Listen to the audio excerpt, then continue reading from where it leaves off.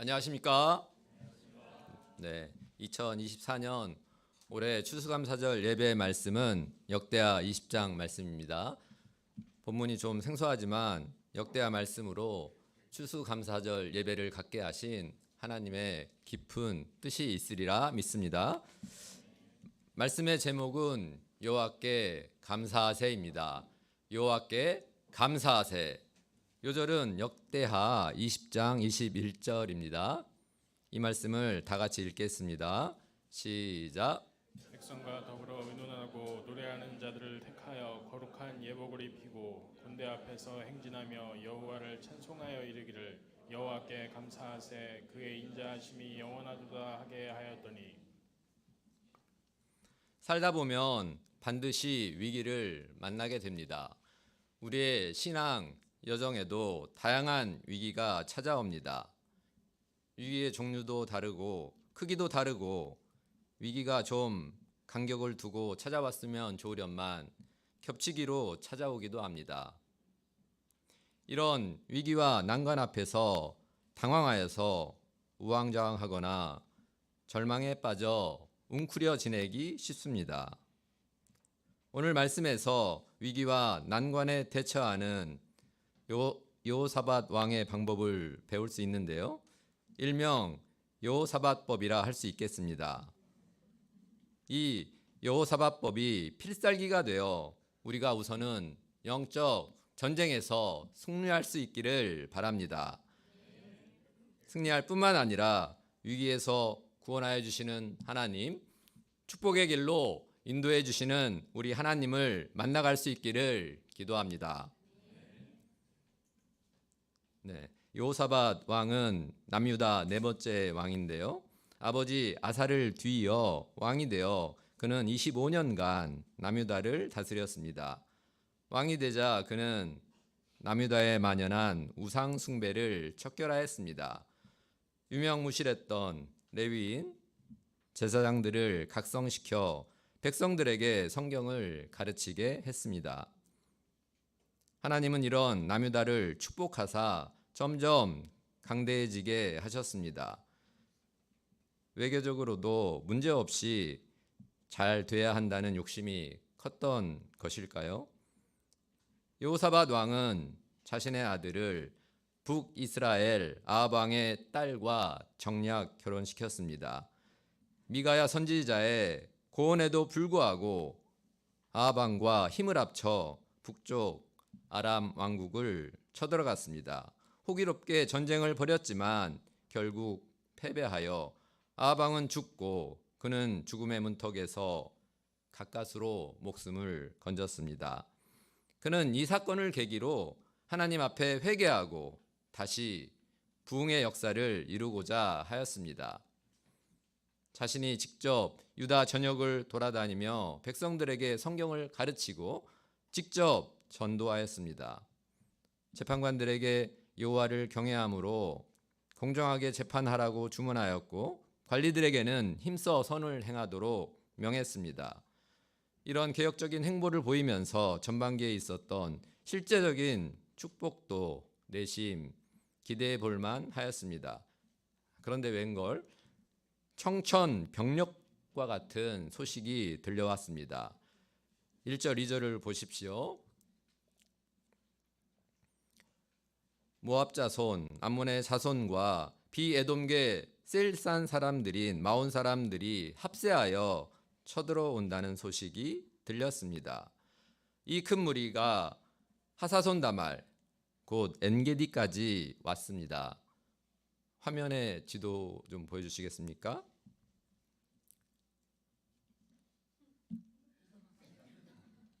네, 준비가 안 됐다고 그러네요. 네.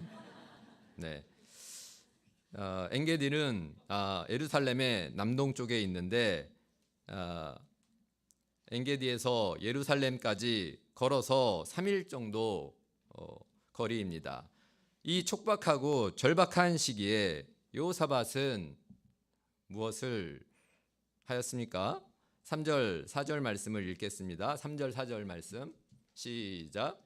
여호사밧이 두려워하여 여호와께로 낯을 향하여 간구하고 온 유다 백성에게 금식하라 공포하매 유다 사람이 여호와께 도우심을 구하려 하여 유다 모두 서검에서 모여와서 여호와께 간구하더라. 여호사밧은 심정이 떨리고 매우 두려웠습니다. 두려움 가운데 어떻게든 빨리 방책을 세워야 한다는 생각으로 이리저리 동분서주하기 쉬웠습니다. 그런데 여호사밧은 달랐습니다. 그는 제일 먼저 여호와께로 낯을 향하여 간구하였습니다. 위기의 순간에 그의 진면목이 드러났습니다. 평소 그의 신앙과 그의 삶의 자세가 그대로 드러난 것입니다. 그는 하나님을 향했고 기도의 자리로 나아갔습니다. 주위에 이런저런 소리가 들렸지만 이에 흔들리지 않고 하나님께 더 집중하여 해결의 실마리를 찾고자 하였습니다. 자기 혼자만 그렇게 한 게 아니라 온 나라 백성에게 함께 금식 기도하자고 하였습니다. 두 번에 걸친 영적 개혁 운동의 효과가 발휘된 것일까요? 놀랍게도 백성들이 군말 없이 이 방향에 따랐습니다. 하나님의 도우심을 구하기 위해 예루살렘으로 올라와 금식 기도에 동참하였습니다. 성전 뜰 앞에서 여호사밧 왕은 회중 가운데 서서 기도합니다. 우리 조상들의 하나님 여호와여, 주는 하늘에서 하나님이 아니시나이까? 이방 사람들의 모든 나라를 다스리지 아니하시나이까? 주의 손에 권세와 능력이 있사오니 능히 주와 맞설 사람이 없나이다. 그는 자신의 조상들과 함께 하셨던 하나님이 자신과도 함께 하실 것을 믿고 기도합니다. 여호와 하나님은 하늘에서도 땅에서도 역사하시는 살아계신 주님이시요 천하 만민을 다스리시는 만유의 주시요 모든 권세와 능력을 가지신 전능하신 주님이라는 고백 아래 기도를 시작합니다. 이 하나님께 무작정 도와달라고 떼를 쓰는 것이 아니라 하나님이 도와주셔야만 하는 근거를 가지고 나아갑니다. 이 땅은 주께서 사랑하시는 우리 조상들에게 주신 땅이지 않습니까? 땅의 주인 되신 하나님이 이 땅 거민들을 쫓아내고 우리에게 영원히 주신 땅이 아닙니까? 그런데 이런 일이 일어나면 어떻게 되겠습니까? 하소연합니다. 또 솔로몬의 성전 봉헌 기도를 기억해 달라고 호소합니다. 주의 이름이 있는 이 성전에서 환난날 기도할 때 주께서 들으시고 구원하시리라는 약속을 꼭 지키셔야 된다는 것이죠. 마지막으로 하나님의 공의로운 심판이 있기를 기도합니다. 과거 자신들은 애굽에서 나올 때 암몬, 모압, 세일산 사람들을 침략하지 않았는데 지금 그들은 이 은혜를 모르고 원수가 되어 몰려오고 있음을 고발합니다. 선을 악으로 갚는 그들을 용납하셔서는 안 된다는 기도입니다. 이렇게 하나님이 하신 일을 기초로 또 하나님이 하신 언약을 기초로 또 하나님의 공의를 기초로 도움을 요청하였습니다. 이후 이제는 전적으로 하나님께 매달립니다. 12절 말씀인데요. 함께 12절 말씀을 읽겠습니다. 시작. 우리 하나님이여 그들을 징벌하지 아니하시나이까? 우리를 치러오는 이 큰 무리를 우리가 대적할 능력이 없고 어떻게 할 줄도 알지 못하옵고 오직 주만 바라보나이다 하고. 여호사밧 왕은 이 전쟁이 힘의 귀결로 결판나지 않음을 믿었습니다. 오직 하나님이 처음부터 끝까지 주관하실 것을 믿고 간구합니다. 그래서 자신의 군사력을 의지하지 않겠다고 합니다. 자신의 지혜를 내세우지 않겠다고 결심합니다. 우리는 이 큰 무리를 대적할 능력이 없습니다. 어떻게 할 줄도 알지 못합니다. 겸손히 주 앞에 엎드려 오직 주만 바라보나이다. 이런 왕의 모습을 보며 유다 모든 사람들은 그들의 아내와 자녀와 어린이 할 것 없이 한 마음으로 하나님께 기도하였습니다. 이 기도가 하늘 보좌에 상달되자 하나님의 영이 움직였습니다. 많은 회중 가운데 레위 사람 야하시엘에게 임하였는데요. 선지자도 제사장도 아닌 레위 사람 야시엘에게 하나님의 영이 강하게 임하였습니다. 그는 아삽의 자손으로서 노래하는 자입니다.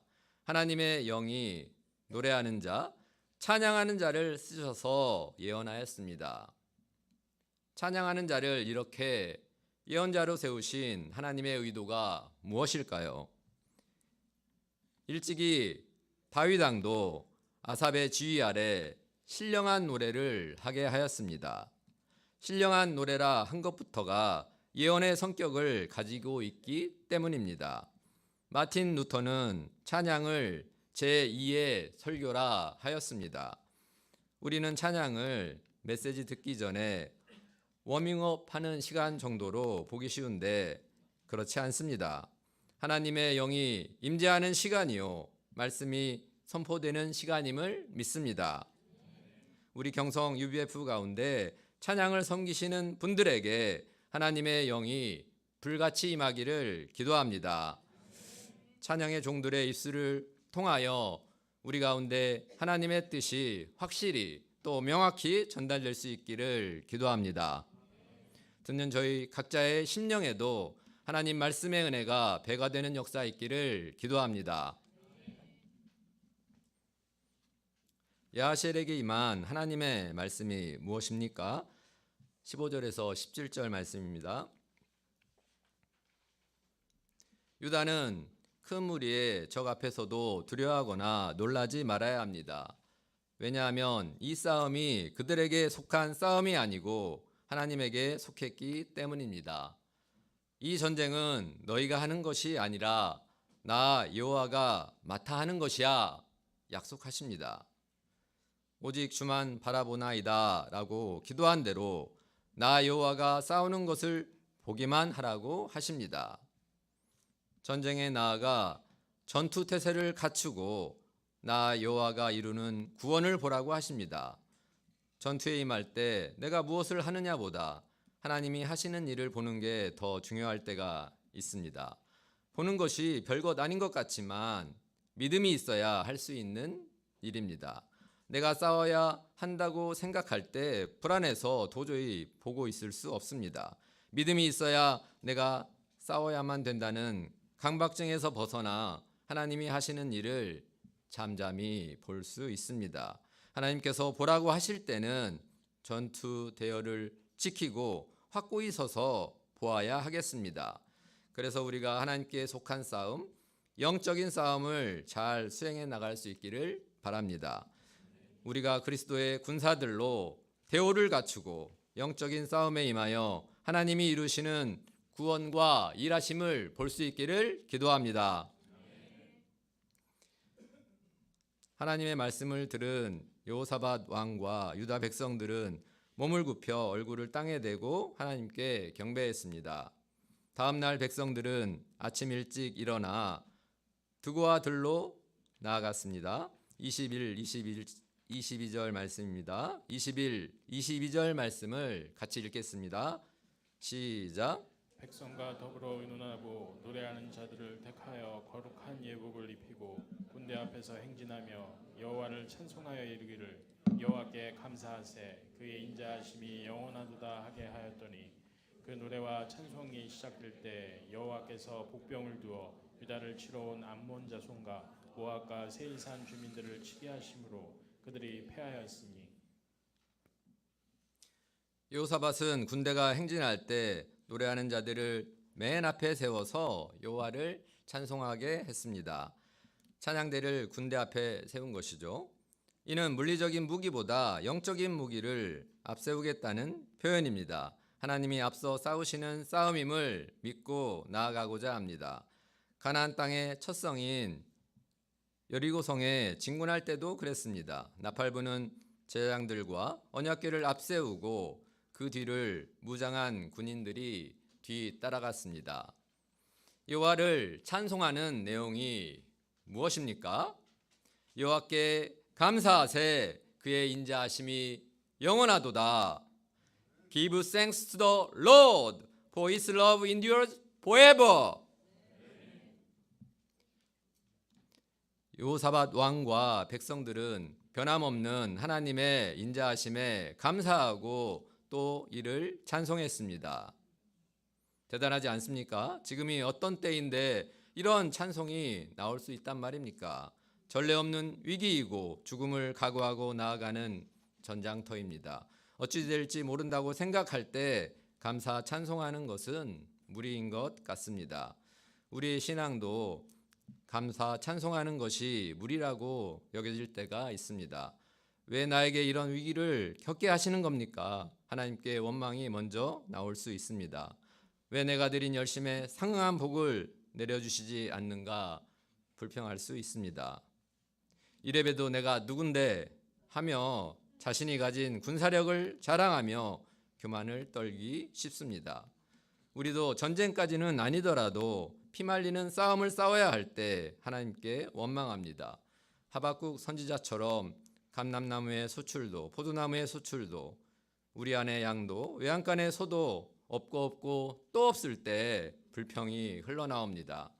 내가 가진 것, 내가 자랑할 만한 것을 찾아 내세우며 교만한 자리에 앉고자 합니다. 이런 원망, 불평, 교만을 가진 신자가 원불교 신자입니다. 원불교 신자로 살 때 어떻게 될까요? 원불교 신자는 하나님의 구원을 받을 수 없고 축복을 받을 수 없습니다.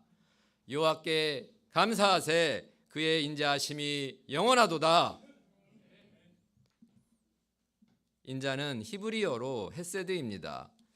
하나님의 인자하심이 택한 백성들에게 언제나 또 변함없이 감사 찬양 제목이 됩니다. 우리의 머리로는 이해되지 않고 그렇게 보이지 않을지라도 하나님의 인자는 영원하다는 고백을 할 수 있습니다. 주의 인자하심이 우리에게 흘러넘치는 은혜로 나타납니다. 주의 인자하심이 한량없는 그의 사랑으로 나타납니다. 주의 인자하심이 영원히 변치 않는 주의 신실하심으로 나타납니다. 하나님은 그의 계명을 따르는 백성에게 천대까지 은혜를 내려주실 것입니다. 독생자도 내어주는 하나님의 사랑을 죽음도 이 땅의 어떤 권세도 끊을 수 없을 것입니다. 하나님은 그 입으로 하신 약속은 언젠가는 다 이루어 가실 것입니다. 모름지기 하나님의 인자하심을 늘 감사하고 찬양하는 것이 하나님 백성의 본분임을 믿습니다. 영적 전쟁을 수행하는 그리스도 군사들의 기본 자세임을 깨닫습니다. 감사와 찬양이야말로 왕같은 제사장의 내면이 되어야 할 것을 믿습니다. 우리가 하나님의 인자하심을 찬양하고 이에 감사하는 택하신 족속이요 우리 주의 군사요 왕같은 제사장이 될 수 있기를 기도합니다. 21절을 보십시오. 노래와 찬송이 시작될 때부터 하나님은 일하시기 시작하셨습니다. 여호와의 복병이 나타났습니다. 이 복병은 남이 잘 되는 것을 배합하는 복병이었습니다. 이 배합은 복병이 내분을 일으켰습니다. 우리가 제일 세, 그러니 더 많은 목을 차지할 거야 주장하는 세일산 주민을 암몬 자손과 모압 자손이 덤벼들어 진멸시켰습니다. 세일산 주민들을 멸한 후에는 암몬과 모압도 피아를 식별하지 못하고 서로 쳐 죽였습니다. 결국 한 사람도 남지 않고 전멸하게 되었습니다. 과연 하나님이 나서서 전멸토록 하셨습니다. 24절을 보겠습니다. 유다 사람들이 망대에서 본즉 적군 진영에 엎드러진 시체만 보였습니다. 여호사밧과 그의 백성들은 손에 피를 묻히지 않고 적군의 재물과 의복과 보물을 탈취하였습니다. 탈취물이 얼마나 많았던지 사흘 동안 거두어 들였습니다. 그들은 3일 동안 추수한 곡식을 거두어 들이듯 기쁨으로 탈취물을 거두어 들이고 넷째 날에 브라가 골짜기에 다시 모였습니다. 여호와를 송축하는 추수감사 찬양 집회를 연 것입니다.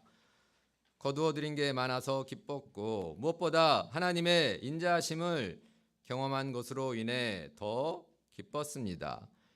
기쁨이 충만하여서 예루살렘으로 돌아오는 과정에서도 찬양을 이어갔습니다. 비파와 수금과 나팔을 합주하면서 찬양했고 악기 없이도 찬양했습니다.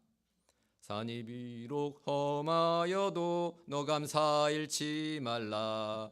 하늘 보좌에 앉은 주님이 그의 백성들 승리를 주신다 말했네. 주의 권능의 날일세. 아마 이렇게 찬양했을 것입니다. 삽시간에 이방 모든 나라들에게 전쟁의 결말이 전해지자 이방 나라들은 하나님을 두려워하게 되었습니다.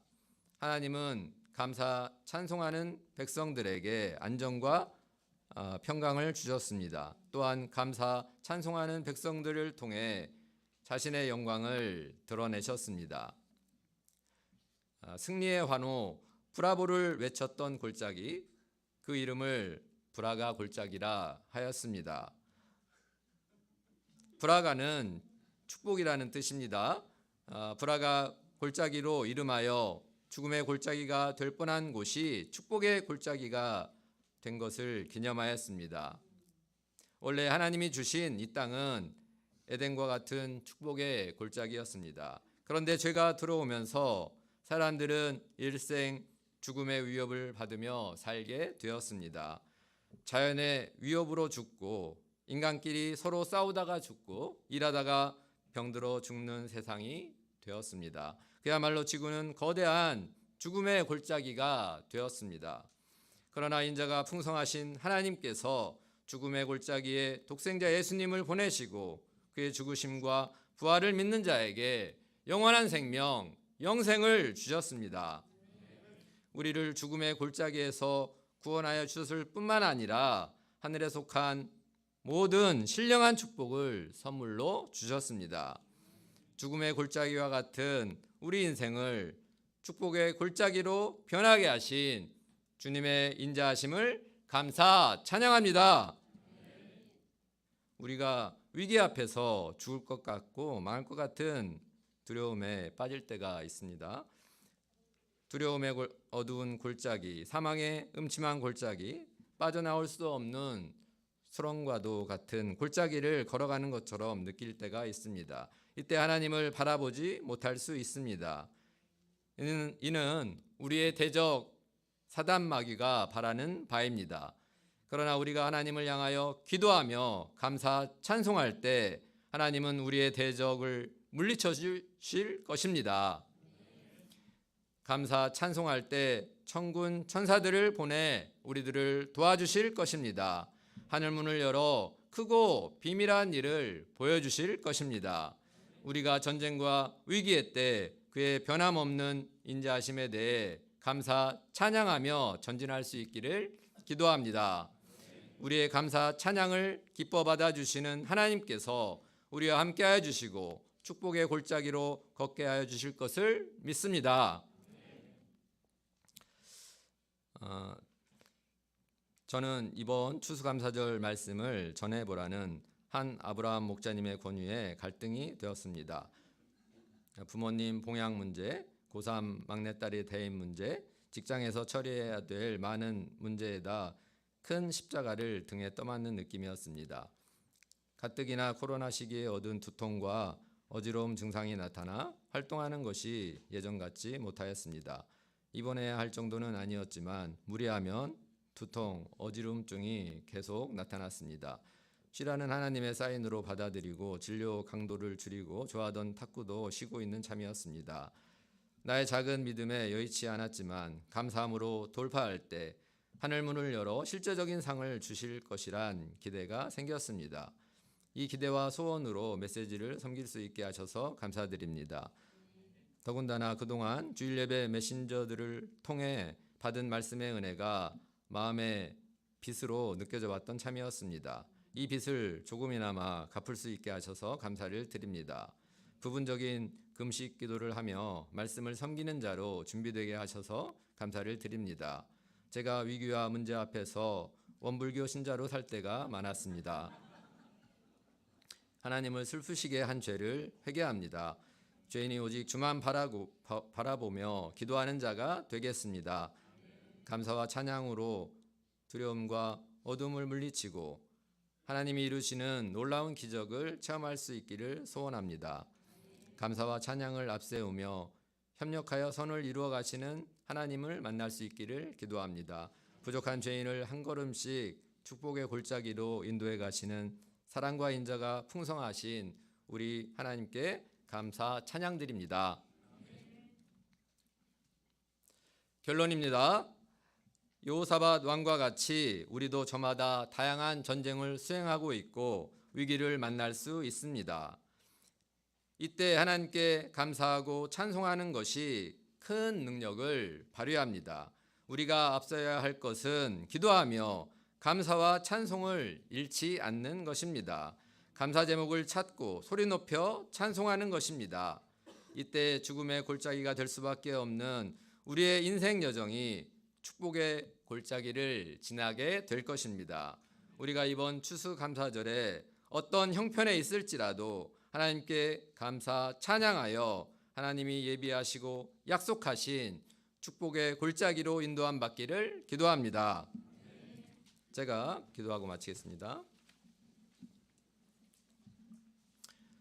인자가 풍성하신 하나님 아버지, 저희의 인생에 주님의 크신 인자하심을 나타내 주셔서 감사를 드립니다.